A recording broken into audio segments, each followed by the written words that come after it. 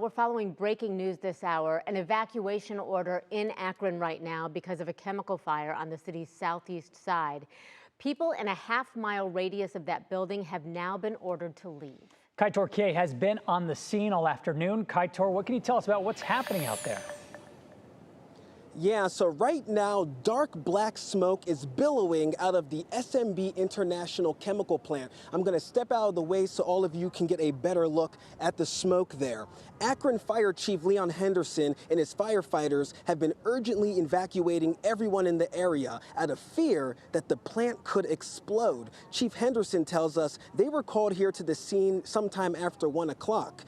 He's been told that workers in the plant were transporting chemicals when something went wrong, causing the fire, and then it set off a ripple effect of more and more chemicals catching on fire.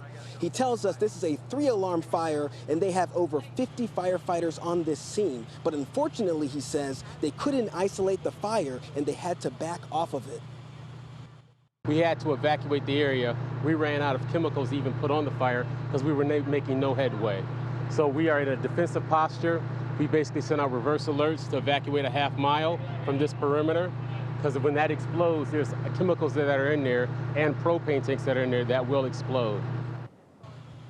We asked the chief what's next, and he said at this point, they're now just letting the fuels burn themselves out, and that could take hours. We asked him if he really thinks an explosion could happen, and he said, very possibly, explaining that if the propane tanks in the plant get touched by the fire, there would be an explosion, and that's why they've evacuated all the nearby apartments and created a half-mile safety perimeter around the plant. Now, right now, we are going to go back and check in with Chief Henderson for an update, but coming up at 5, we're going to tell you what he said about why this is such a rare type of fire for them to fight. Matt.